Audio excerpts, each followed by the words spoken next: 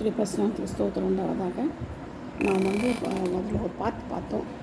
ஆவியின் செய்கைகள், ஆவியின் கிரியைகள், அப்புறம் மாம்சத்தின் கிரியைகள். மாம்சத்தின் கிரியைகள் வெளியரங்கமாக இருக்குது, நம்மளுக்கே தெரியும். பச்சாரம், வேசித்தனம், பொறாமை, சீனாவை எல்லாமே இருக்குது, நமக்கு தெரியும் நம்மளுக்கு இல்லையா. அதே போல் ஆவியின் கிரியைகள் அன்பு, சமாதானம் இருக்குது. அப்போது இதில் எது நம்மளுக்கு மேற்கொள்ளணும்? ஆவியில் தான் நம்ம மேற்கொள்ளணும். ஆவியின் கனி தான் நம்ம கொடுக்கணும். ஆவியின் தான் நம்ம என்ன பண்ணணும்? அதை சரீரத்தை மேற்கொள்ளணும். ஆவியினால் தான் நம்ம என்ன செய்ய முடியும்? சரீரத்தை மேற்கொள்ள முடியும். ஏன்னா சரீரத்தின் இச்சைகளை நம்மளால் அடக்க முடியாது. எப்போவுமே கண்ணின் இச்சை, ஜீவனத்தின் பெருமை, மாம்சத்தின் இச்சை, இதெல்லாம் இச்சைக்குரிய காரியங்கள் நம்மளால் அடக்கவே முடியாது. அடக்கி பார்ப்போம், ஆனால் நம்மளால் அடக்க முடியாது. ஏன் முடியாது அப்படின்னா, அதுதான் உலகத்தில் நம்ம இருந்தோம்னா, உலகத்தில் இருக்கிறதுனால அது ஒருத்தரோடு சேர்ந்து பார்க்கும்போது நம்ம ஒருத்தர் நம்மளை திரும்பி பார்க்குறாங்கன்னா, தூரத்தில் பார்க்குறோன்னா, எதிர்க்க வரும்போது பார்க்குறாங்கன்னு சொன்னேன். நம்மளாம் அவங்கள பார்ப்போம், அவங்களும் நம்ம வரும்போது பார்ப்பாங்க, எதுக்கு வரோம் இல்லையா. பார்த்துட்டு நம்ம என்ன பண்ணுவோம், பார்த்தோன்னா அவங்க ஒரு ஸ்மைல் பண்ணுற மாதிரி இருக்கும். ஆனால் யாருமே தெரியாது நம்மளுக்கு. கொஞ்சம் தாண்டி போன பிறகு நம்ம மனசு என்ன சொல்லுவோம்? திரும்பி பாருன்னு சொல்லுவோம். யாரோ சிரிச்ச மாதிரி இருந்துச்சு இல்லை, திரும்பி பாரு. நம்ம என்ன செய்வோம் தெரியுமா? கொஞ்சம் தூரம் போன பிறகு அவங்க பார்க்குறாங்களான்ட்டு திரும்பி பார்த்தா அவங்க பார்த்து தான் இருப்பாங்க.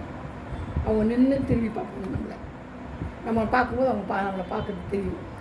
ஐயோ, நம்ம திரும்பி பார்த்துருமே. அப்போ கண் என்ன செய்யுது? கண்ணோட கண் நோக்கி என்ன செய்யுது? பாவத்தில் உண்டாகுது. இப்படியே நம்ம 4 நாளைக்கு அந்த பேர் நடந்து போய் பார்த்தோம்னா அதுவே நாங்கள் கெட்ட ஜீவமாயிடுது. அந்த ஆவிக்குரிய ஜீவம் போய் கலங்கப்பட்டு எல்லாம் ஆயிடுது. மாம்சத்தின் கிரிகள் வெளியேறமாகிடுது. மாம்சத்தின் கிரிகளை நம்ம அழிக்கணும்னா நம்ம என்ன செய்யக்கூடாது? கண்ணின் இச்சை இருக்கக்கூடாது, நம்மளுக்கு ஜீவனத்தின் பெருமை இருக்கக்கூடாது இல்லையா. மாம்சத்தின் இச்சை இருக்கக்கூடாது, அதை அழிக்கணும். மாம்சத்தின் இச்சை அழிக்கணும்னா பார்க்கணும், மாம்சம் மேற்கொள்ளுதா? ஆமாம், மேற்கொள்ளுது. ஆண்டவரே கிருபை தாங்கப்பா. மாம்சத்தினை நம்ம என்ன செய்யக்கூடாது? நடக்கக்கூடாது. ஆவிக்குரிய ஜீவியத்தில் நடக்கணும். ஆவியின் சிந்தையை தாங்க, ஆவிக்குரிய வரங்களை தாங்க. ஆவினாலே மாம்சத்தை அழிக்க எனக்கு கிருபை தாங்கப்பான்னு சொல்லிட்டு வச்சுக்கணும். ஆண்டவரை கேட்கணும். நம்மளால் பண்ண முடியாது, ஏன்னா நம்ம மண்ணால் உருவாக்கப்பட்டவங்க. நம்ம மாம்சம் தான், ஃபுல்லாக மாம்சம் தான் நம்ம மேலே இருக்குது.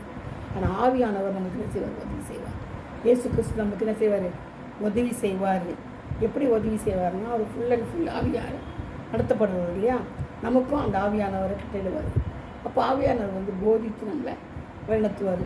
கனி இச்சைகளை மாற்றுவார், ஜீவனத்தின் பெருமையை மாற்றுவார், மேட்டிமைகளை மாற்றுவார்.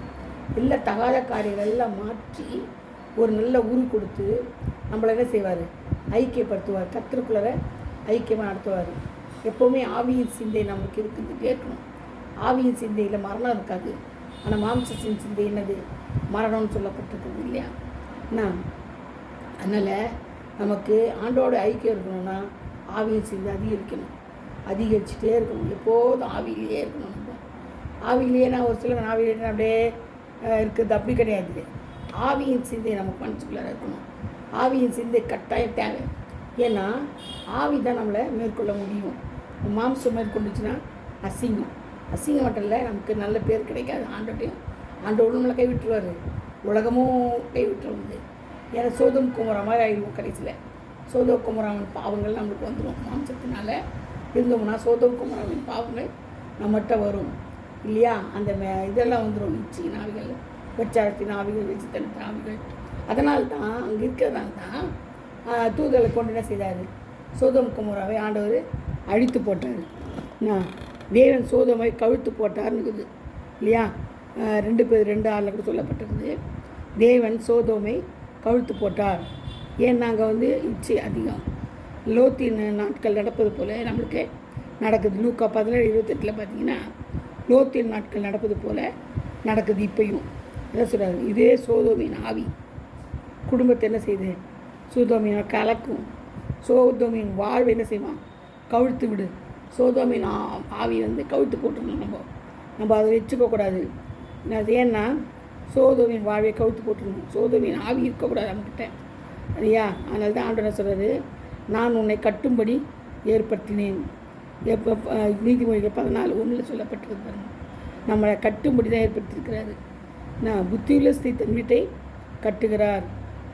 எப்படி கட்டுறார்? புத்தியுள்ள ஸ்திரீ லூக்கா 7:5 கூட நம்ம பார்க்கலாம். ஜெப வாழ்க்கை என்ன செய்யணும்? கட்டணும். ஆவிக்குரிய ஜீவித்தில் ஜெப வாழ்க்கை கட்டப்படணும். ஜெப வாழ்க்கை கட்டப்படணும் எப்போவுமே. அப்போ தான் நம்ம என்ன செய்யணும்? அதை தான் ஆண்டவர் சொல்கிறாரு, புத்தியுள்ள சிதன் வீடு கட்டுகிறாள்.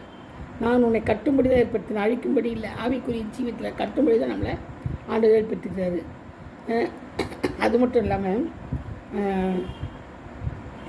அவர் என்ன செய்கிறாருன்னா, யோசுவாவில் 14:29 திராட்சை தோட்டத்தை நாட்டினான்.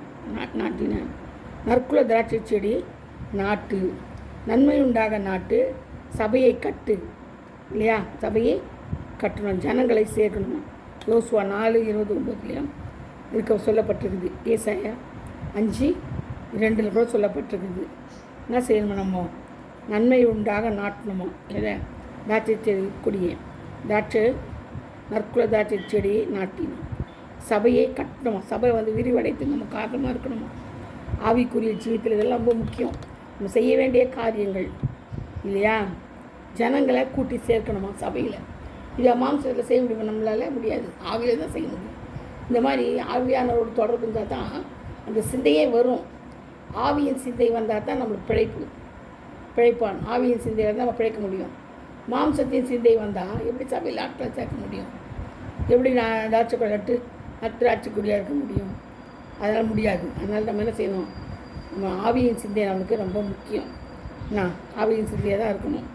ஆவியின் கனிகளை நம்ம என்ன செய்யணும்? நடணும். ஆவியின் கனிகளை கொடுக்கணும். அதுதான் அன்பை நிலைநாட்டணும். ஆவியின் கனியில் என்ன முக்கியமானது?